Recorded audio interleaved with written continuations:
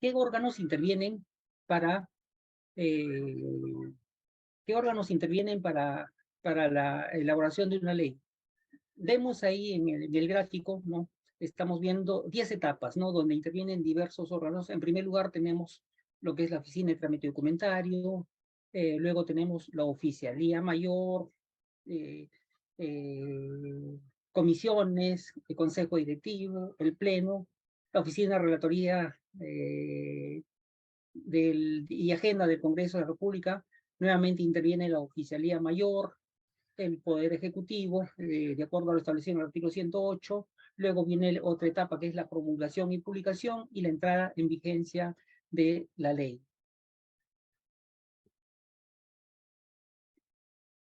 Seguidamente podemos apreciar en el gráfico, ¿no?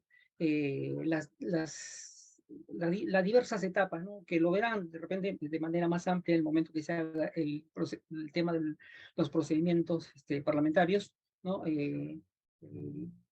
Pero expliquémoslo rápidamente como para tener ya una idea general desde el momento que vamos a elaborar nuestro proyecto de ley y cómo se va a aprobar. Tenemos, pues, habíamos dicho en cuanto a la presentación, de acuerdo al artículo 107, quiénes son las personas o instituciones autorizadas, legitimadas, ¿no? Para poder presentar un proyecto de ley.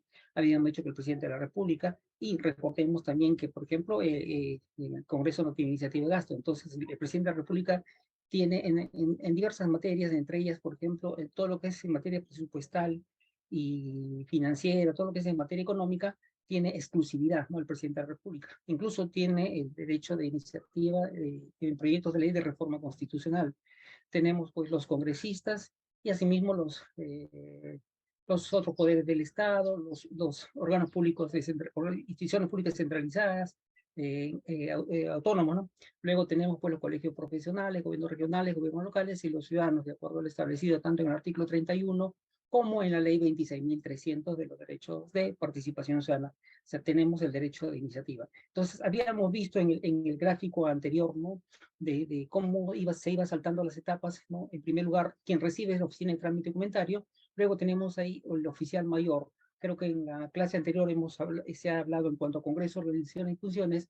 El oficial mayor, pues, viene a ser el más alto funcionario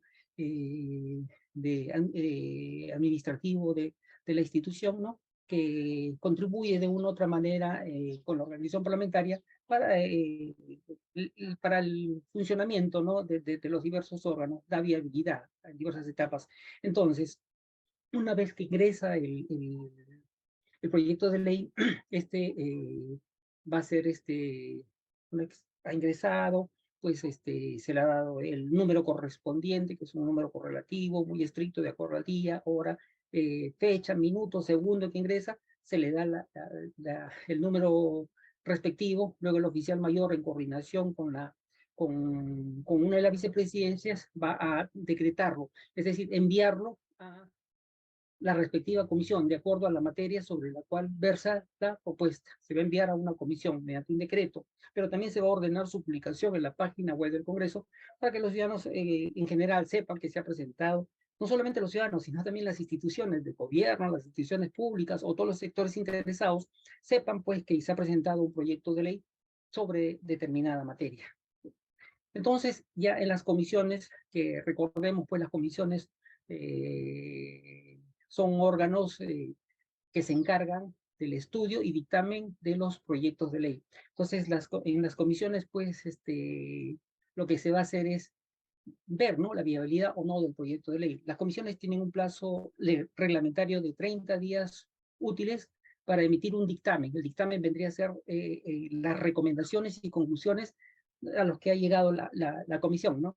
Entonces, este dictamen, pues, que podría ser un dictamen aprobado, por ejemplo, estamos viendo ahí que podría ser aprobado por unanimidad, que podría ser aprobado por mayoría, y también podría haber un dictamen en mayoría y un dictamen en minoría. O asimismo, incluso la comisión podría dictaminar, por ejemplo, su envío al archivo. Es decir, la comisión va a concluir en que el proyecto de ley, por ejemplo, es inviable, es inconstitucional, el proyecto de ley no guarda los requisitos no establecidos dentro de la práctica parlamentaria y podría enviarlo al archivo, ¿no? Bien, entonces, habíamos dicho que tiene 30 días útiles la comisión para emitir un dictamen. Una vez que emite el dictamen, se publica en la página web del Congreso de la República, ¿no? Y luego, pues, se va a poner en agenda, ¿no? Para ser debatido en el Pleno. En el Pleno, recordemos que pasa a ser debatido el dictamen y el cual pues requiere, de acuerdo va a requerir la votación, ¿no? De acuerdo al proyecto a que se refiere, ¿no? Recordemos que un proyecto de ley ordinario requiere doble votación, ¿no? Entonces, va a ser sometido a debate en el Pleno para su aprobación. Ahora bien, podría darse el caso que un proyecto de ley, por ejemplo, ha sido aprobado por unanimidad en la comisión, y recordemos que en el Congreso se respeta mucho la proporcionalidad y pluralidad, es decir, todos los grupos parlamentarios tienen participación dentro de una comisión. Cuando hablamos de comisión, no nos podemos imaginar que una comisión esté integrada solamente por los miembros de un partido. No, todos los partidos están ahí representados. Pues bien, imaginemos que se aprobó por unanimidad. Entonces, este proyecto de ley se somete a votación, perdón, a debate en el Pleno y no alcanza la votación, que significa que el dictamen ha sido rechazado. Entonces, este proyecto de ley se va al archivo. O podría darse el caso que se presentó un dictamen en mayoría. Imaginemos, a ver, 20 integrantes de la comisión, 18, ¿no? O 19 están de acuerdo en dictaminar de una manera, dictamen en mayoría. Pero hay un congresista que decide, pues, presentar un dictamen de otra forma. Entonces pasa, en primer lugar, pasa a debatirse el dictamen en mayoría en el Pleno. Si el dictamen se aprueba, ¿no? Pues ya no se debate el dictamen en minoría, pero si el dictamen en mayoría es rechazado por el Pleno, pasa a ser debatido, ¿no? El dictamen en minoría. Bien, entonces recordemos la doble votación y luego, pues, una vez aprobado el proyecto de ley, recordemos también que el Pleno es la máxima asamblea deliberativa del Congreso. El Pleno podría, por ejemplo, si algún parlamentario lo solicita, ¿no? Y hay la voluntad política para ello, podría exonerarse de una segunda votación. De repente, estimando que es un proyecto de ley muy importante, podría exonerarse de la segunda votación y inmediatamente se ordena a esta oficina especializada de la Oficialía Mayor para que se elabore un documento muy formal que viene a ser la autógrafa de ley. En cumplimiento del artículo 108 de la Constitución, la autógrafa de ley firmada por el oficial canaliza de tal manera que lo firma el presidente del Congreso y uno de los vicepresidentes y también pues canaliza su envío al presidente de la República para su promulgación. Recordemos entonces, el presidente de la República, dentro de sus facultades, está pues, si no tiene ningún inconveniente, promulga la ley. Es decir, estampa su firma, se le asigna el número correspondiente a la ley, ¿no? Y se ordena su publicación en el Diario Oficial del Peruano y entra en vigencia el día siguiente de su publicación. Pero aquí tenemos también otras variantes, que podría darse el caso que transcurre los 15 días útiles y el presidente de la República ni firma ni observa la ley. En este caso, esta autógrafa de ley lo retoma el Congreso de la República y quien va a promulgar la ley va a ser el presidente del Congreso. Solicitará pues al Ejecutivo que le proporcione el número de ley correspondiente, estampará su firma el presidente del Congreso y ordenará su publicación para que la ley entre en vigencia. La tercera variable sería pues que en este caso el presidente de la República no está de acuerdo en cuanto a la materia o en parte de esta ley, no está de acuerdo y decide observarlo. Entonces, mediante un oficio lo regresa al Congreso, no lo promulga. No lo promulga. O sea, dentro de los 15 días útiles que tiene, lo regresa al Congreso. En este caso, pues el proyecto de ley regresa al Congreso y va a ser enviado, decretado o sea enviado a la comisión principal, a la comisión dictaminadora, quien va a tener que tomar una decisión al respecto. Entonces, pues la comisión podría emitir un dictamen de insistencia, es decir, no hacerle caso a lo que solicita el presidente de la República y enviar al Pleno el dictamen de insistencia para que se someta a debate y a votación. Si el dictamen necesita, para su aprobación, necesita votación calificada, la mitad más uno del número legal de congresistas. Y en este caso, pues, si se aprueba el dictamen de insistencia, ¿no? Quien va a promulgar la ley ya no es el presidente de la República, sino el presidente del Congreso. Luego tenemos el tema de allanamiento, es decir, que en este caso la comisión decide allanarse, es decir, recoge las recomendaciones del presidente, los incluye, modifica o los incluye en el texto, ¿no? del dictamen, y este dictamen de allanamiento es enviado al Pleno del Congreso, se aprueba con votación ordinaria, la mitad más uno del quórum, y entonces se elabora la autógrafa de ley, y quien lo va a promulgar tampoco es el presidente de la República, sino el presidente del Congreso, ¿no? Bajo la forma que habíamos explicado inicialmente. Y la tercera alternativa es texto nuevo, que la comisión decide no insistir, pero tampoco se allana, y decide, pues, modificar sustancialmente el contenido de la ley, por lo cual se convierte en un texto nuevo, ¿no? Y en este caso, pues, se aprueba también con votación ordinaria, se elabora el dictamen, y lo que se va a ocurrir es que una vez aprobado el dictamen, la ley se elabora la autógrafa y se le envía al presidente de la República, ¿no? Entonces, en líneas generales, ese es el procedimiento para, eh, para la aprobación de una ley, ¿no?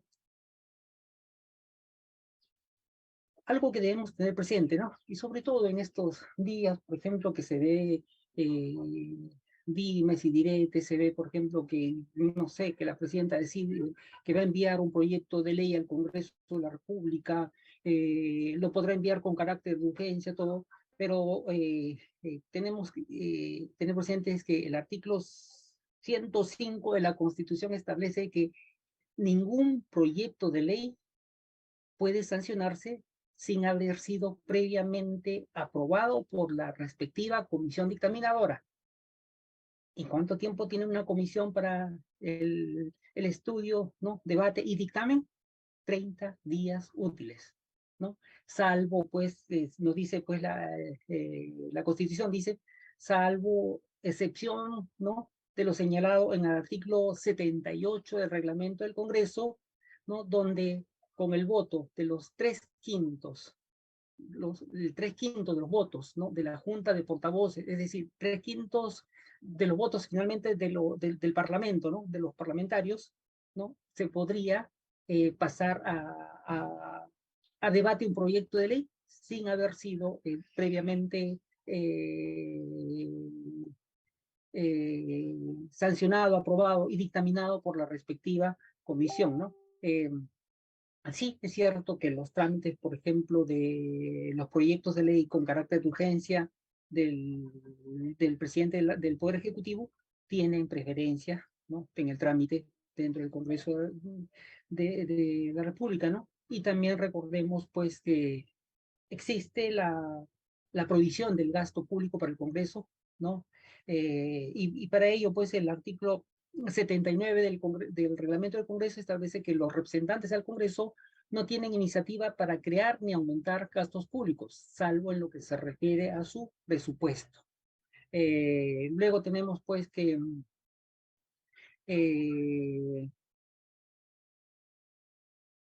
en cuanto a los requisitos para la presentación, ¿no? Vemos que en primer lugar, o sea, tenemos lo que es una exposición de motivos. Es importante, por ejemplo, también establecer los antecedentes legislativos, o sea, qué leyes, o qué, perdón, qué proyectos de ley, qué proyectos de ley que fueron presentados con respecto a similares a esta iniciativa, por qué fueron observados, por qué fueron rechazados, qué pasó. O sea, es necesario, por ejemplo, importante. Antes del 25. Mil por favor, disculpas, silenciar este micro. Agradeceré. Sí, voy a silenciar. bien, el efecto de la vigencia de la norma sobre la legislación nacional, el análisis costo-beneficio y la fórmula legal respectiva.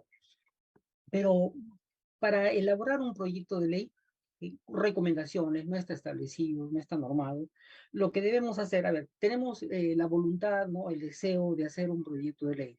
Entonces, para esto, lo primero que tenemos que hacer es identificar el problema central, o sea, sobre qué problemática pretendemos resolver, sobre qué problemática queremos perdón, Ricardo, por favor, elimine su audio, ¿sí? Por favor, guarde su audio. Bueno, entonces tenemos, lo primero es identificar el problema central, ¿no? Entonces lo que tenemos que hacer es, pues, sobre qué materia, o sea, sobre qué problema queremos elaborar nuestro proyecto de ley. Entonces, las recomendaciones, pues, en primer lugar es determinar si el problema planteado, o sea, el problema del cual pretendemos legislar, ¿no? Es de interés público. Eso es lo importante, ¿no? Nos dice, pues, que debemos conocer la situación actual de este problema, ¿no? Que está afectando a la sociedad en general o a determinado sector, y tener bastante en cuenta es que debe ser un problema real y no confundirla, por ejemplo, con la ausencia de un servicio. Entonces, primer paso, identificar el problema central. En segundo lugar, tenemos lo que es establecer la mejor alternativa de solución. Entonces, teniendo claro, ya habiendo establecido, pues, cuál es el problema central, ¿no? Sus efectos y sus causas, ¿no? Lo que tenemos que hacer es, pues, buscar entre todas las alternativas de solución, ¿no? Hacer una lista y buscar, pues, la que sea más adecuada, la que sea idónea, con la que se pueda dar solución a esta problemática, ¿no? Y debemos tener en cuenta, pues, que esta solución que estamos planteando, ¿no? Esta solución legal debe ser, en primer lugar, debe ser pertinente, debe ser apropiada y pueda verse reflejado, pues, en la elaboración de un proyecto de ley, ¿no? Y tercero, evaluar, pues, la necesidad y la viabilidad de la proposición. Definir, pues, si la materia solucionada requiere la aprobación de una ley. De repente no requiere, o sea, de repente lo puede solucionar, pues, un gobierno regional, un gobierno local, de repente lo puede solucionar, pues, un sector, ¿no? De gobierno podría darle solución, porque ya tiene las herramientas necesarias y no requiere la aprobación de una ley.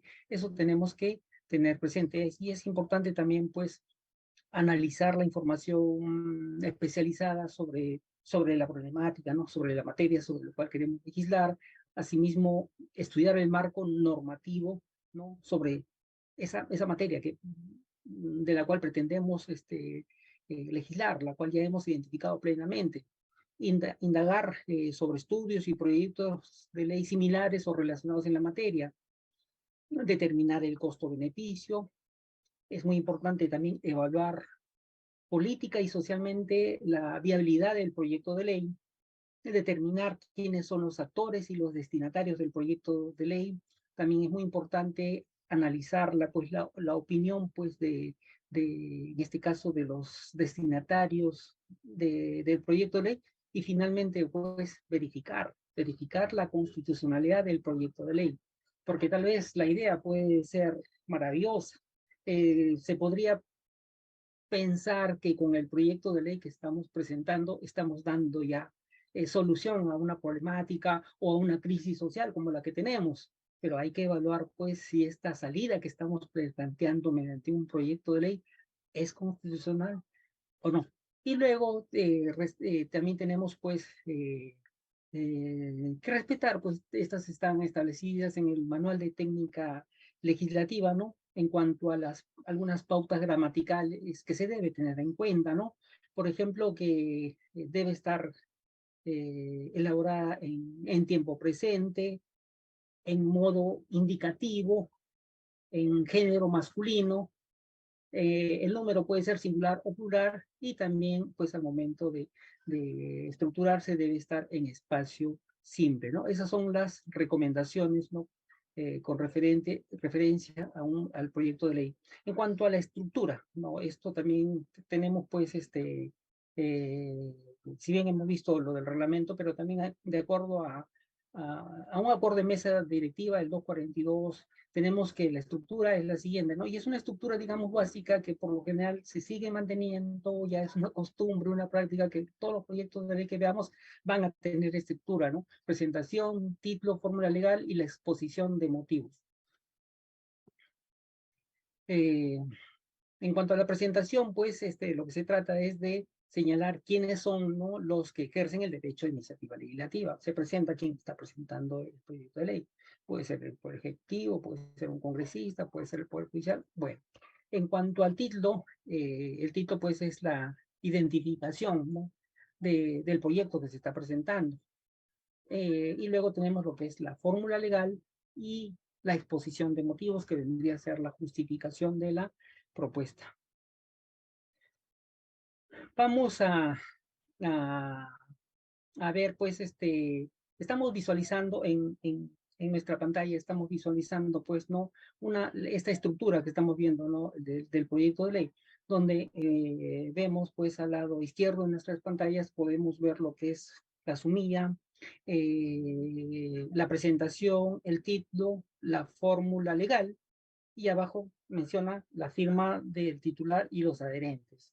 O sea, y luego tenemos lo que es la exposición de motivos, que comprende, pues, el fundamento de la propuesta, antecedentes legislativos, es bueno mencionarlo, como habíamos mencionado, el efecto de la vigencia de la norma sobre la legislación nacional, el análisis costo-beneficio, un informe de impacto presupuestal o incidencia ambiental cuando fuera necesario, y establecer también qué relación guarda con la agenda legislativa y el acuerdo nacional. Entonces, podemos establecer que son de cumplimiento obligatorio, ¿no? Estos requisitos, incluso pues podríamos decir de requisitos de admisión, ¿no? Para admitir este proyecto de ley. Vamos a ver, para podernos un poco familiarizar con cada una de estas partes, vamos a ver un proyecto de ley, ¿no? Aquí estamos la estructura, la primera parte que estamos viendo, ¿no?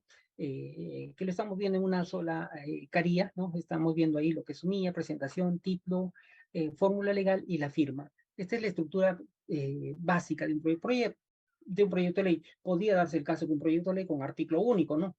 En una sola carilla. Podríamos tener un proyecto de ley mucho más complejo, ¿no? Con títulos, capítulos, ¿no? Mucho más amplio, ¿no? Pero para comprender, hemos buscado, bueno, recién hemos buscado esta mañana un proyecto de ley que sea bastante pequeño, ¿no? O sea, para que podamos poder apreciar cada una de estas partes. Eso no significa que este proyecto de ley sea bueno o sea malo, que sea constitucional o que sea anticonstitucional. Y aquí no vamos a analizar, digamos, el tema de fondo. Solamente nos vamos a guiar como ejemplo. ¿Por qué? Porque es un proyecto de ley de siete hojas, ¿no? Un proyecto de ley bastante reducido. Es el proyecto de ley 4101-2022, ¿no? Entonces estamos viendo, pues, este proyecto. A ver.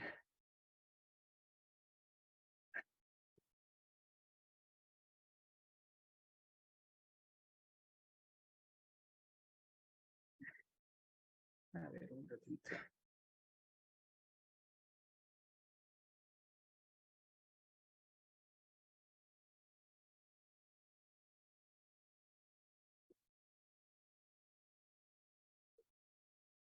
Un momentito, vamos a...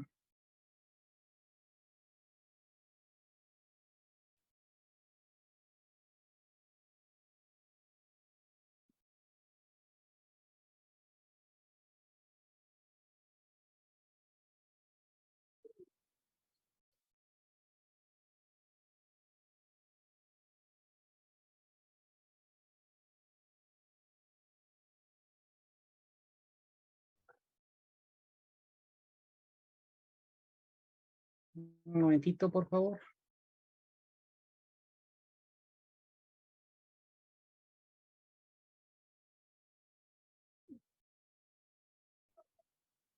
Doctor, ¿algún inconveniente?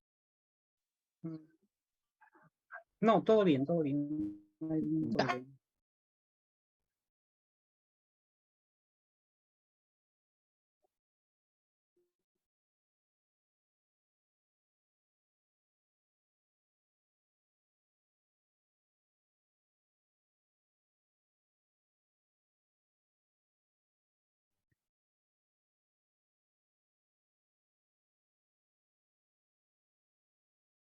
Bueno, el ejemplo que tenemos a la mano es el proyecto de ley.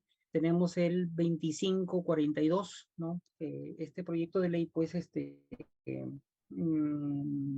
es referido, nos dice, pues, proyecto de ley que restituye a los docentes nombrados mediante la ley del profesorado indebidamente retirados mediante resolución de Secretaría General, ¿no? Entonces tenemos ahí lo que es la sumilla. Luego tenemos la presentación.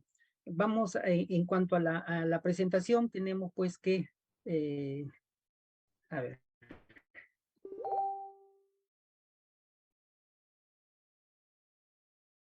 Bien, ahora sí lo estamos visualizando.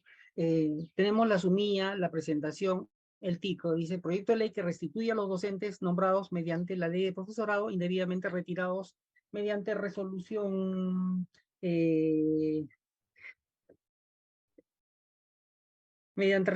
Secretaría General número 2078, Minedu, ¿no?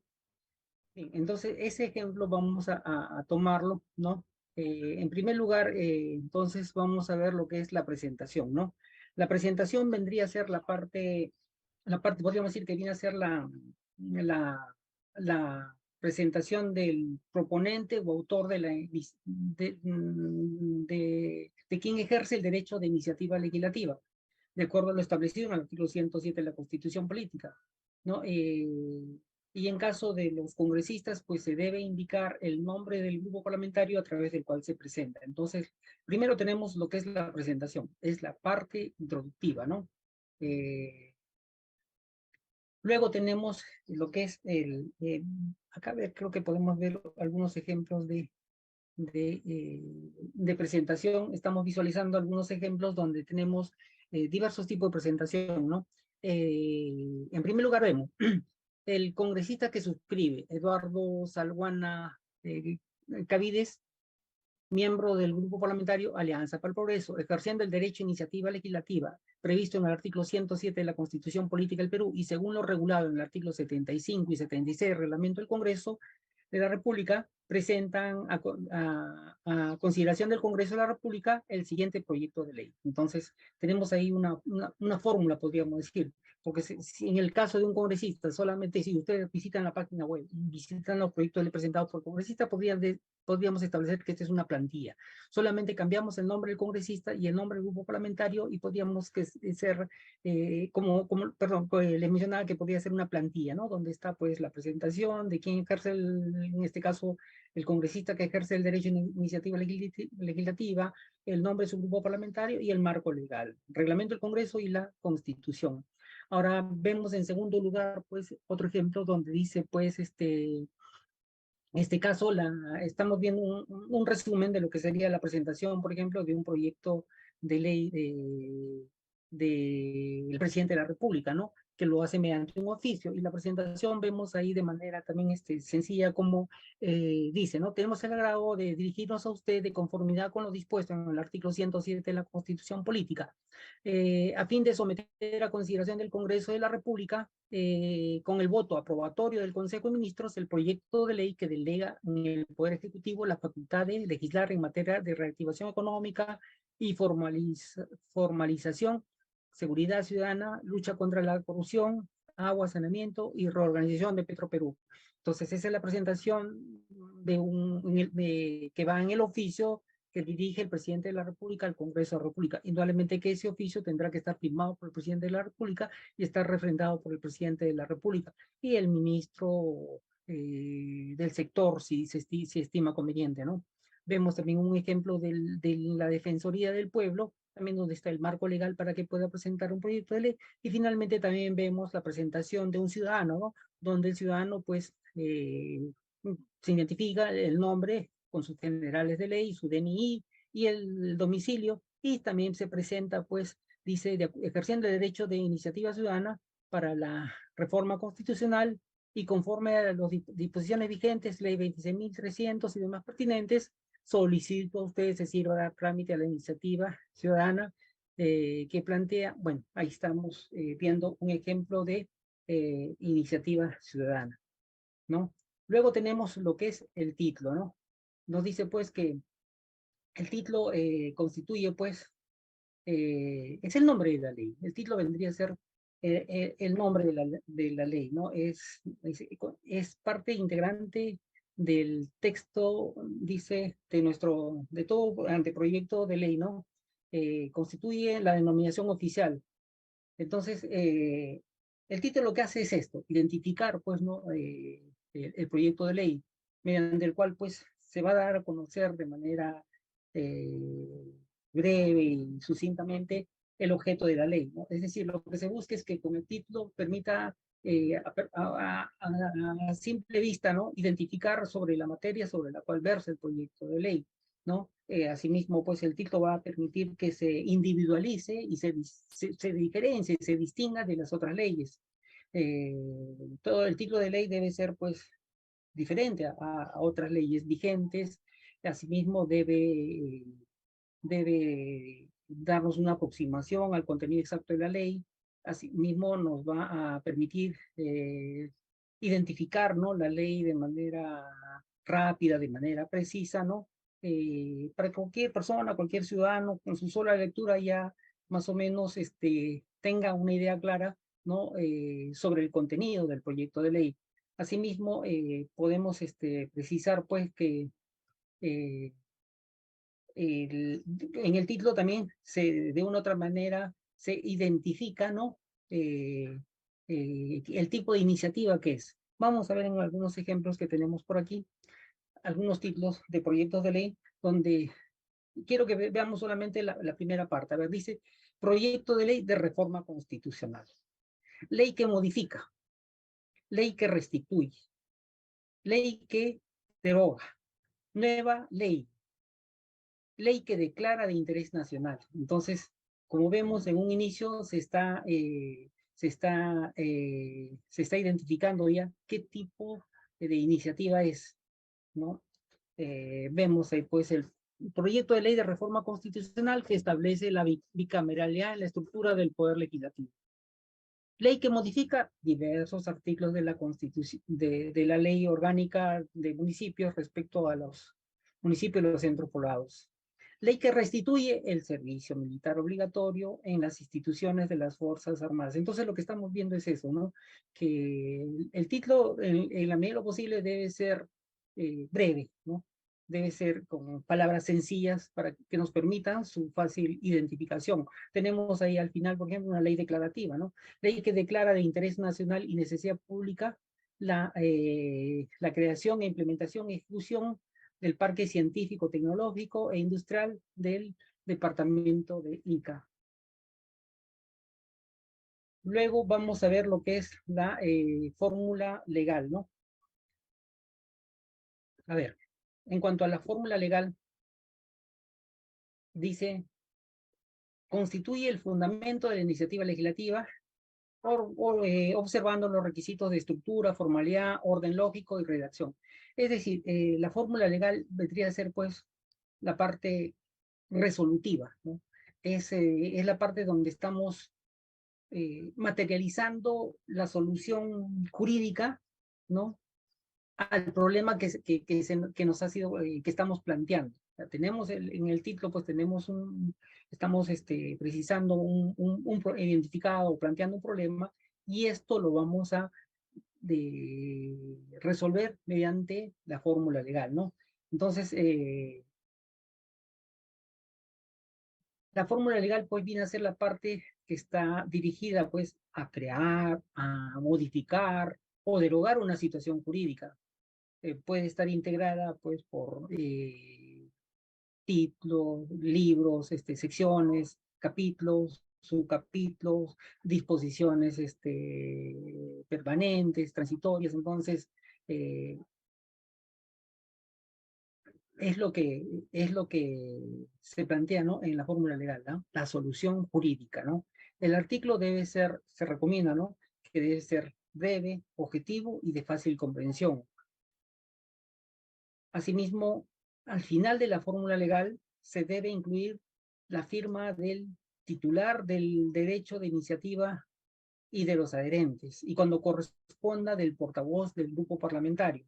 A ver, vamos al ejemplo donde estamos viendo, observando, pues, ¿no? La fórmula legal del proyecto de ley que restituye a los docentes nombrados mediante la ley.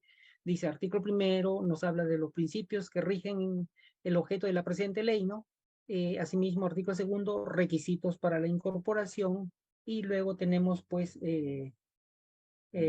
una disposición final complementaria y la firma. Como estamos viendo, hay firmas digitales de los congresistas. Entonces, a esta problemática se le ha dado esta solución, ¿no? Por ejemplo, principios que rigen el objeto de la presente ley. Entonces dice, los principios que rigen el objeto de la presente ley es el respeto de la jerarquía normativa y la ultraactividad de la norma para restringir los derechos laborales e incorporar a la ley 24.029, ley de la carrera pública del profesorado, a los docentes nombrados mediante concurso público, nombramiento interno, nombramiento definitivo, y otros que ingresaron al magisterio durante la vigencia de dicha ley y que fueron indebidamente retirados mediante la resolución de Secretaría General 2078, 2014, Minedo. Es decir, a este proyecto de ley de restitución está dándole solución a través de esto del artículo primero, ¿no? Y luego en el artículo segundo nos habla de los requisitos, y estamos viendo, pues, que en cumplimiento de lo establecido, ¿no? En el reglamento del Congreso, en el caso en la parte final se debe incluir el nombre, el nombre y la firma del titular que ejerce el derecho de iniciativa legislativa. La segunda parte, que vendría a ser la exposición de motivos, ¿no? Vemos que es la parte donde se va a sustentar, ¿no? La iniciativa legislativa. Como hemos visto en la parte principal, ¿no? del proyecto de ley, tenemos, pues, bueno, la presentación, el título, la fórmula legal y las firmas, que son de cumplimiento obligatorio, incluso requisito de admisibilidad, ¿no? Entonces, tenemos el título y estamos dando ya la solución jurídica. Ahora, si bien nosotros hemos, como titulares, ¿no? de esta iniciativa, hemos hecho probablemente todo un trabajo de investigación, porque un proyecto de ley es eso, es un trabajo de investigación. Conocemos la problemática, nos hemos reunido, pues, de repente con asesores, con técnicos, con profesionales, especialistas en esa materia, de repente con constitucionalistas, ¿no? Es decir, hemos hecho todo un trabajo de investigación y conocemos plenamente, pues, el problema que estamos planteando, ¿no? Mediante una ley para darle solución, una solución jurídica. Entonces, pero en el Congreso, pues, las decisiones no las toma un congresista, no las toma un grupo parlamentario, ¿no? Sino el Congreso funciona como un órgano político colegiado. Finalmente, este proyecto de ley, que probablemente va a beneficiar principalmente por ejemplo, a los agricultores de Apurímac, pero también va a beneficiar de una u otra manera a los agricultores de todo el país. Entonces, si nosotros conocemos la problemática, los otros congresistas no conocen, digamos, no han hecho la investigación, no han participado en el estudio que hemos hecho. Entonces, en la exposición de motivos, lo que tenemos que hacer es esto, ¿no? Dar a conocer, sustentar, ¿no? La importancia de nuestro proyecto de ley para de una u otra manera socializar, sensibilizar a los otros parlamentarios para que ellos puedan comprender esta problemática que estamos planteando y que estamos dándole solución mediante esta ley, y finalmente, pues, puedan votar, puedan aprobar, o sea, aprobar, ¿no? Nuestra ley. Entonces, de eso se trata la exposición de motivos, ¿no? Es el fundamento o la justificación de la iniciativa legislativa, ¿no? Donde vamos a describir la problemática que estamos abordando, los fundamentos de la propuesta, el análisis costo-beneficio, ¿no? de esta futura ley, y asimismo qué efecto va a causar en la legislación nacional. Entonces, la exposición de motivos, pues, comprende, ¿no?, las siguientes partes, ¿no? Estamos viendo, pues, en primer lugar tenemos el fundamento de la propuesta, ¿no? El problema que se pretende resolver. Luego tenemos, pues, los antecedentes legislativos, asimismo el efecto de la vigencia de la norma sobre la legislación nacional, el análisis costo-beneficio, el informe, el impacto ambiental cuando fuera necesario, y establecer también qué relación guarda con la agenda legislativa y el acuerdo nacional. En primer lugar, entonces, vamos a ver lo que es el fundamento de la propuesta, ¿no? Nos dice, pues, es el análisis del estado de la situación fáctica o jurídica regular y la proyección, el por qué y para qué. Entonces, es donde vamos, pues, a describir la problemática de la situación actual, ¿no?, que estamos planteando, ¿no? O sea, ¿qué tenemos en este momento? Y vamos a esbozar, pues, una alternativa de solución, ¿no?, a través de un criterio lógico y jurídico. Es decir, vamos, ahí es donde nos vamos, porque en los artículos no debe ir todo estas explicaciones, deben ser muy puntuales. Aquí vamos a probablemente argumentar de manera detallada, ¿no? Explicar, ¿no?, el texto normativo, ¿no?, de la iniciativa legislativa. Vamos a darle una justificación a nuestra propuesta y que está destinada, pues, a llenar algún vacío, a corregir a solucionar un problema o incorporar una solución, ¿no?, a una problemática identificada. Entonces, aquí es donde vamos a dar todo el argumento necesario para fundamentar, ¿no?, nuestro proyecto de ley. Aquí vemos en el ejemplo, dice, el estado actual de la situación fáctica, jurídica o regular, y cuál es el nuevo estado con la propuesta o prospección que estamos planteando. Entonces, estamos viendo un ejemplo: servicio militar es voluntario. ¿Y qué se pretende con una nueva ley? Que el servicio militar es obligatorio, sea obligatorio, es obligatorio.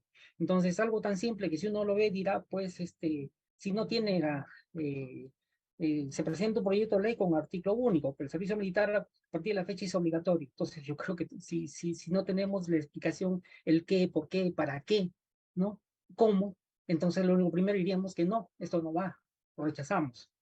Casualmente, en este fundamento que vamos a explicar, pues se hará toda una narración, pues, no sé, histórica, del papel que jueguen, del importante que juegan las Fuerzas Armadas.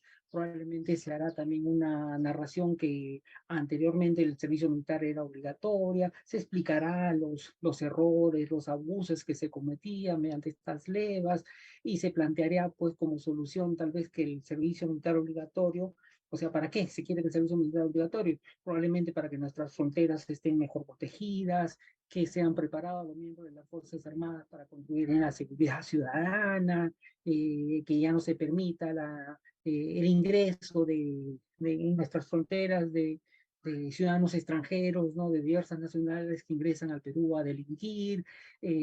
Asimismo, pues, que asegurar, pues, ¿no?, la paz y la seguridad de nuestro país. Es decir, muchos argumentos.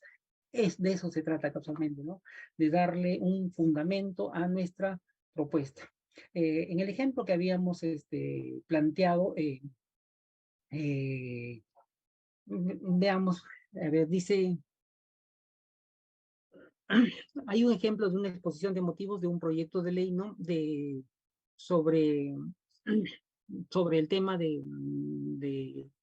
veamos, a ver, era para considerar a la, a la, al 21 de junio, ¿no? Como el 21 de junio dice, como el Día de la Cultura Aymara, ¿no? Veamos, a ver, miren, o sea, cómo han hecho la exposición de motivos, ¿no?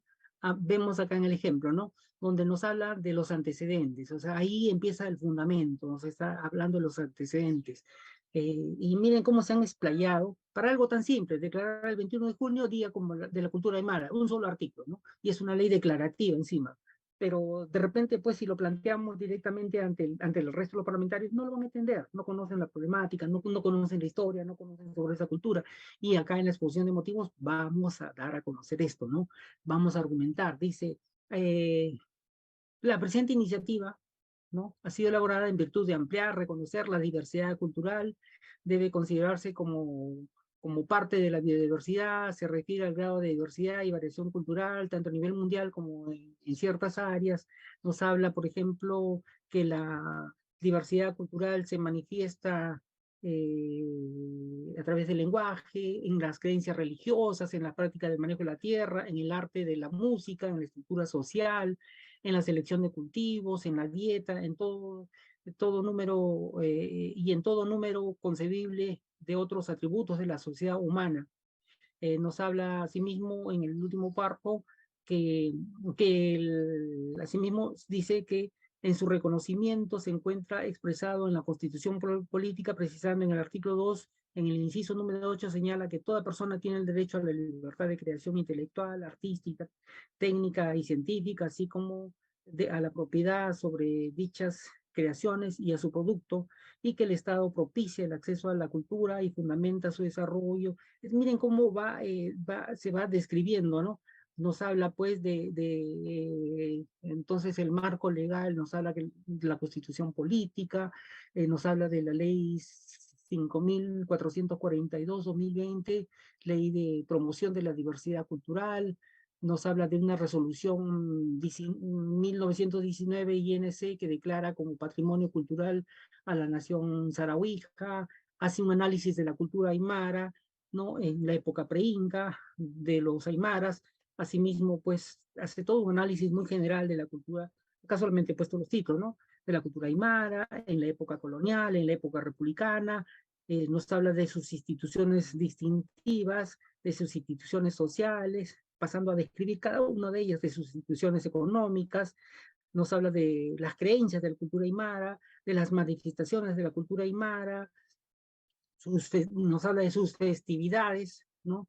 Y nos dice pues que cada 21 de junio es el día del Año Nuevo Andino, una fecha en la que se rinde homenaje a los ciclos de vida de la madre naturaleza, que el Nuevo Andino es parte de nuestra cultura ancestral, de la identidad de los pueblos y de las mujeres indígenas. Nos habla pues que el ritual del Año Nuevo Andino, que cada 21 de junio en el altiplano peruano, boliviano y chileno se celebra esa ceremonia propia de la cultura aymara. ¿Por qué se celebra el 21 de junio? Pues nos habla, pues incluso que dice que la fecha de esta ceremonia es muy importante porque coincide con el solsticio de invierno, que es el momento exacto en que el sol se encuentra más distante, y todo ello, toda esta fundamentación para pedir que se declare el 21 de junio como Día de la Cultura Aymara. Entonces, pero de una otra manera valoremos la importancia, ¿no? Porque si se pedía sencillamente que el 21 de junio se declare Día de la Cultura Aymara y no conocíamos todo este importante bagaje cultural, histórico, de repente podríamos decir que no, ¿para qué? No tiene sentido, es un proyecto de ley innecesario. Y casualmente con toda esa fundamentación lo que se busca es dar a conocer, ¿no?, la importancia de nuestro proyecto de ley. Habíamos dicho también que es importante mencionar los antecedentes legislativos, tanto de la legislación nacional como de la legislación extranjera, ¿no? Para esto, pues, podemos revisar la página web del Congreso, ver qué proyectos de ley abordan este mismo problema, ver, pues, si se aprobaron o no se aprobaron, ¿no? Asimismo, también pues, es importante revisar la legislación extranjera, ¿no? Si existe un planteamiento similar en otros parlamentos, ¿no? Y luego tenemos pues el análisis del marco normativo, ¿no?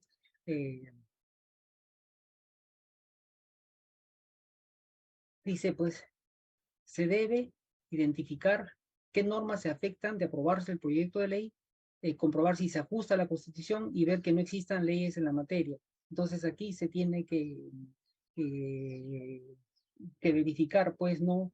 Qué cambios se van a producir en la legislación nacional, en el ordenamiento legal, si se aprueba nuestro proyecto de ley, ¿no? si se está buscando pues la creación de una norma, si se está buscando pues modificar leyes, ¿no? En cuanto a la creación de una norma, podría ser pues si se busca innovar, llenar un vacío, una norma nueva en el ordenamiento, o no. En cuanto a la modificación de leyes, precisar pues cuáles leyes se van a modificar, ¿no? Precisando pues no los vacíos, las falencias o defectos de la ley que pretendemos modificar, ¿no? Y que se van a superar mediante la aprobación de nuestra iniciativa. Si se pretende mediante nuestro proyecto de ley derogar normas vigentes y precisar cuáles, asimismo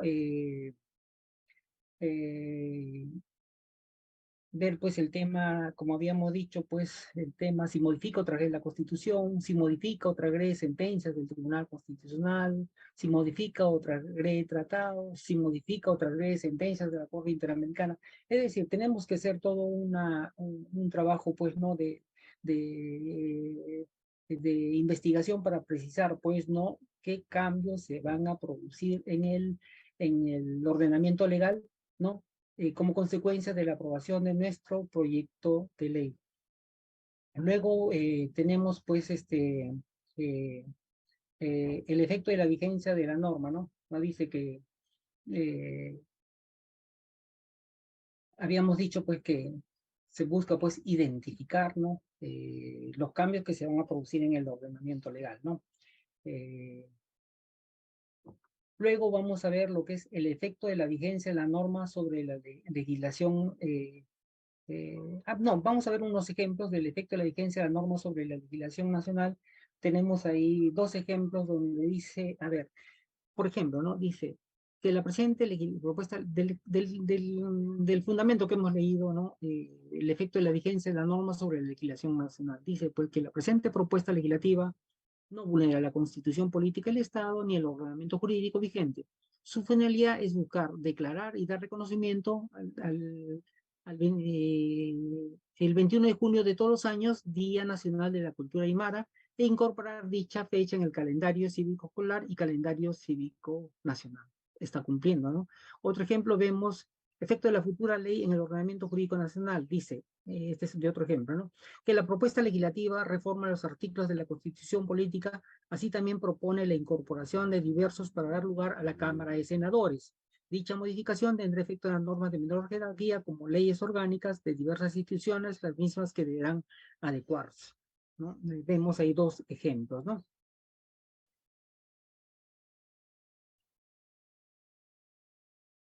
Luego tenemos lo que es el análisis costo-beneficio.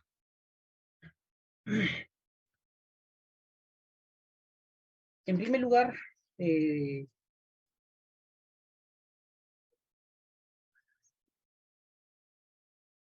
tenemos que tener presente que de acuerdo a lo establecido en el artículo 75 del reglamento del Congreso, es un requisito de admisibilidad. O sea, debe tener obligatoriamente un proyecto de ley el análisis costo-beneficio, ¿no? Toda iniciativa, todo proyecto de ley que se presenta debe tener un enfoque socioeconómico para poder, ¿no? Describir, explicar, ¿no? Y buscar el máximo beneficio a menor costo, ¿no? Así como establecer, pues, la viabilidad, la efectividad de los beneficios, ¿no? de nuestra iniciativa legislativa a corto, mediano y a largo plazo, ¿no?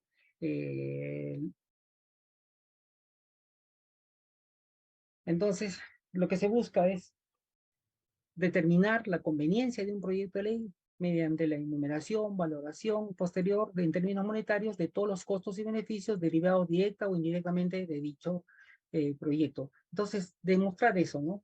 Que la implementación de nuestro proyecto de ley, ¿no? Va a tener un impacto que mayoritariamente va a beneficiar, ¿no? a la población, ¿no? De eso se trata, ¿no? Veamos algunos ejemplos, a ver. En este caso también hemos tomado ejemplos sencillos, ¿no? Dice, fórmulas que normalmente utilizan los parlamentarios, ¿no?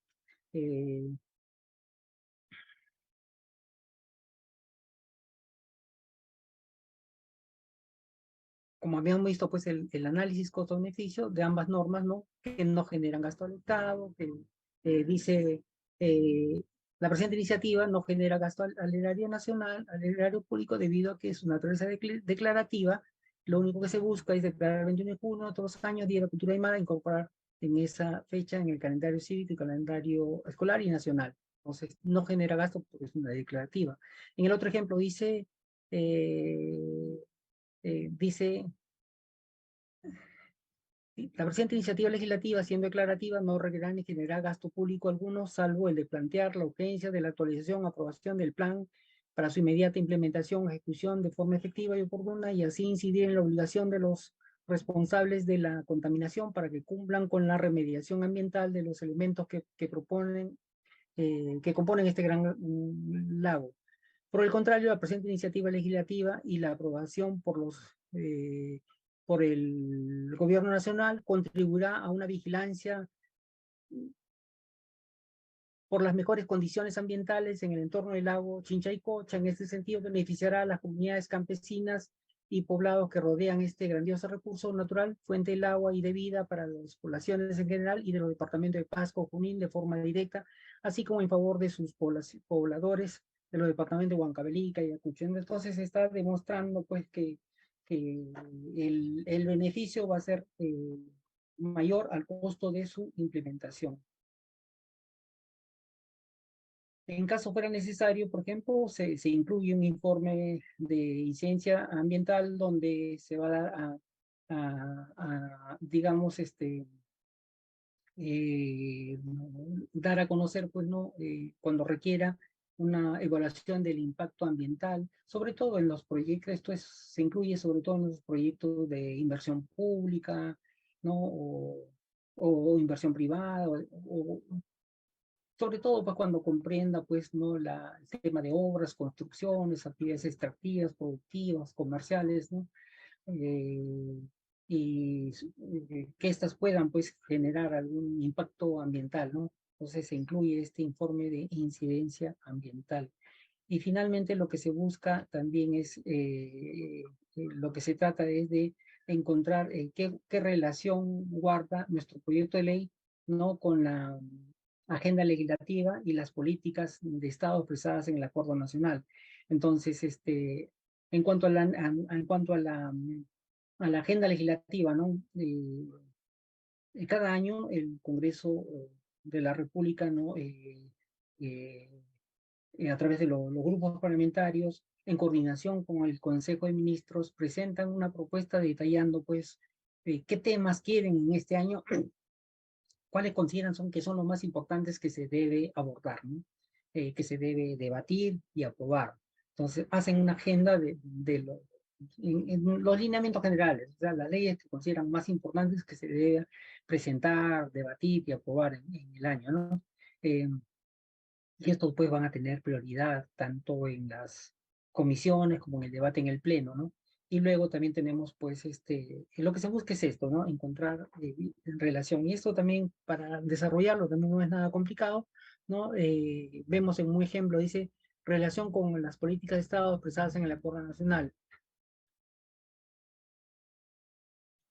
Vemos aquí del ejemplo que habíamos puesto de la cultura aymara, dice que el proyecto de ley se encuentra estrechamente ligado a la política de Estado del Acuerdo Nacional en lo siguiente, con la tercera política de Estado, ¿no? Que dice, ¿no? Establece que nos comprometemos a consolidar una nación peruana integrada, respetuosa de su valor.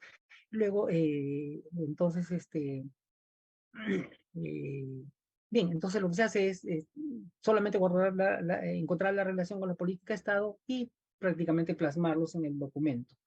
Vemos ahí en otro ejemplo, ¿no? Dice, pues, qué relación guarda con la agenda legislativa y el acuerdo nacional. Vemos en un ejemplo que era sobre la ley que modifica los alcances de la ley 28.451, ley que crea el Fondo de Desarrollo Socioeconómico del proyecto Camisea-FOCAM, ¿no? Entonces, ¿qué vinculación con el acuerdo nacional? La presente propuesta legislativa se vincula con la siguiente política de Estado. La número 8 sobre descentralización política, económica y administrativa para propiciar el desarrollo integral, armónico y sostenido del Perú. Luego vemos el ejemplo, vinculación con la agenda legislativa, dice, la presente propuesta legislativa se vincula con los siguientes temas de la agenda legislativa. La número 19 refería al fortalecimiento del proceso de descentralización y la 20 financiamiento de los gobiernos regionales y locales. Entonces, como vemos, pues ahí no nos complicamos, o sea, es bastante sencillo establecer esta relación con la agenda legislativa y el acuerdo nacional. Entonces, recordemos, pues, que la estructura es la siguiente, ¿no? Establecida en el reglamento, artículo 76 del reglamento del Congreso, es la sumida, la presentación, el título, el texto normativo y la exposición de motivos.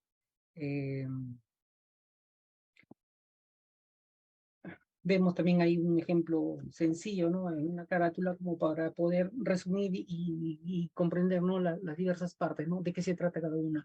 Lo que teníamos entonces la presentación. En este caso vemos la presentación hecha de un estudiante, ¿no? Dice, la presentación dice, los ciudadanos a iniciativa del señor Edgar Saúl Cabrera Huarcaya, identificado con DNI, y ejerciendo el derecho de iniciativa que le confiere el artículo 107 de la Constitución Política y la ley 26.300 de los derechos de participación y control ciudadanos, presentan el siguiente proyecto de ley. Listo, presentación. Título. Proyecto de ley que propone declarar la enseñanza obligatoria del quechua en los colegios estatales. Segundo punto. Listo. Completado.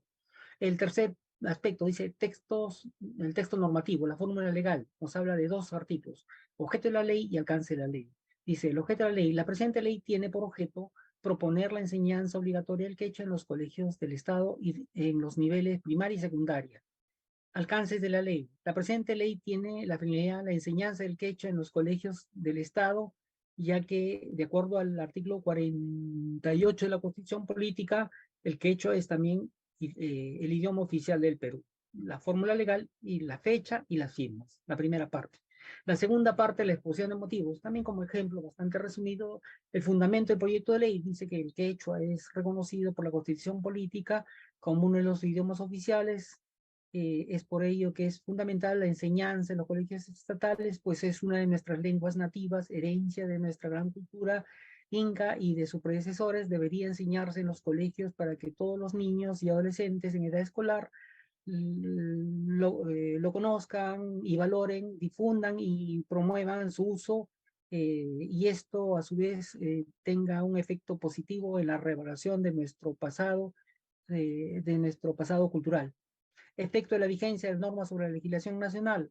La aprobación de esta norma no es contraria a la Constitución del Estado, sino por el contrario va acorde con lo establecido en el artículo 48 de la Constitución Política del Perú, donde se reconoce el quechua como uno de los idiomas oficiales. Y luego vemos el análisis costo-beneficio. Dice que la presente iniciativa legislativa no genera gasto al Estado peruano, pues existen docentes quechua hablantes en todo el territorio nacional. El Estado, a través del Ministerio de Educación, ejecutará un plan de distribución de estos docentes, primero con un programa de piloto y una vez afianzado ya se ejecutará a nivel nacional. Entonces vemos con este ejemplo sencillo que nos permite reconocer, ¿no?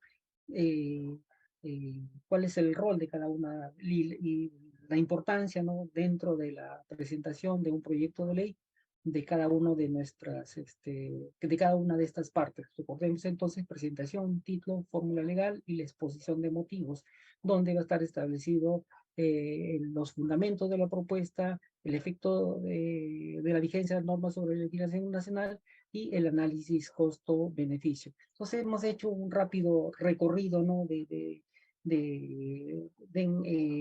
la estructura de un proyecto de ley, ¿no? Y cómo se elabora cada una de estas partes. Y normalmente que la recomendación es que puedan revisar, que está publicado en la página web, el Manual de Técnica Legislativa del Congreso de la República, donde ya de una manera más técnica podamos desarrollar cada uno de estos pasos, ¿no? Bien, entonces hemos podido conocer, ¿no? La estructura de cómo elaborar un proyecto de ley. Sí, de mi parte, muchísimas gracias.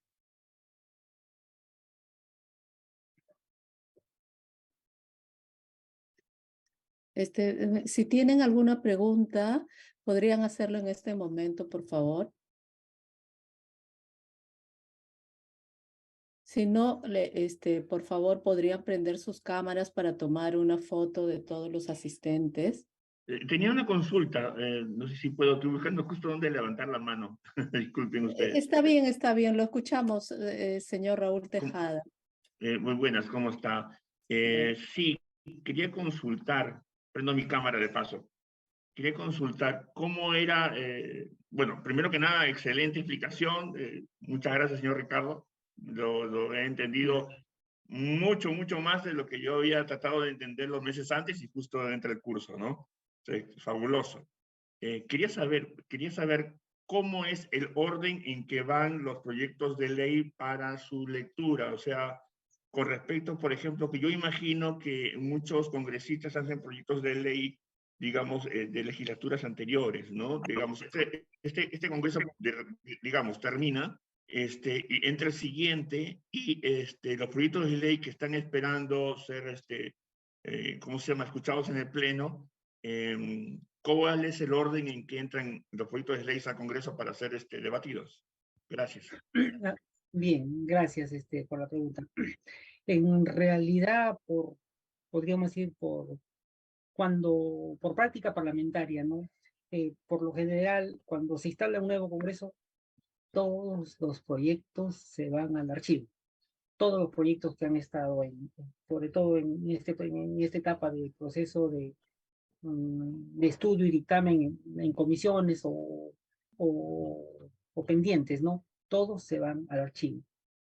Lo que puede ocurrir ahí es decir, empiezan de cero, ¿no? Porque recordemos pues, que el congresista no está sujeto a mandato imperativo, es decir, no tiene por qué aceptar lo que ha hecho el Congreso pasado.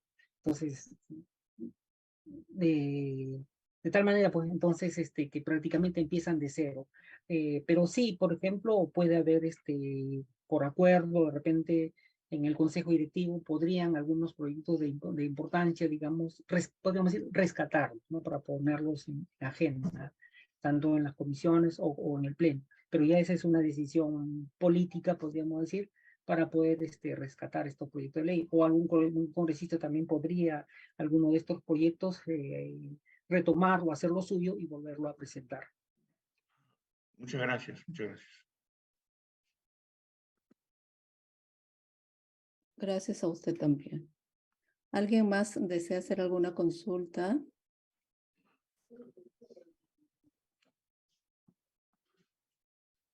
Si no es así, por favor, les agradeceríamos que enciendan sus cámaras para tomarnos una foto, por favor.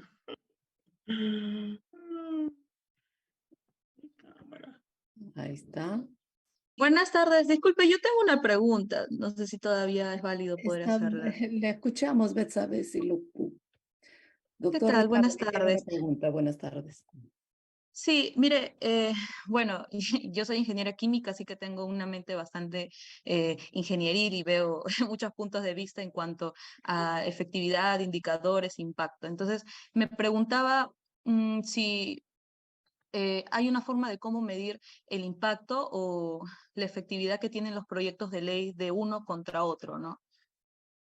¿Cómo yo podría saber si uno es mucho, impacta de forma positiva mucho más que otros proyectos?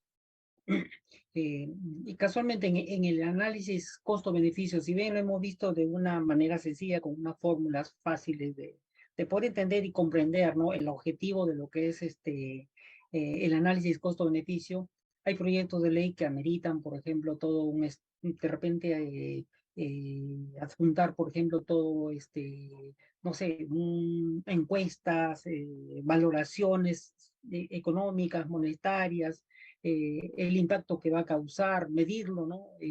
Tanto económicamente, ¿no? Medirlo, o sea, valorar. Entonces, sí se puede hacer, sobre todo cuando se va a hacer este análisis costo-beneficio, ¿no? Dependiendo de la materia, y sí, es usual, es normal. Ujú. Ok, gracias. A usted. Bueno, entonces, doctor Ricardo, nos despedimos de todos, les agradecemos su presencia, ha sido enriquecedor el debate, la exposición del doctor Ricardo Quiroz y esperamos tenerlos en los otros talleres también. Gracias a todos por su participación. Gracias. Bueno. Muchas gracias. Gracias, doctor. Muchas gracias. Ha sido Gracias a muy todos. valiosa la Gracias. información que ha transmitido. Gracias. Gracias. Muchas gracias, fue un gusto. Muchas gracias, muchas gracias.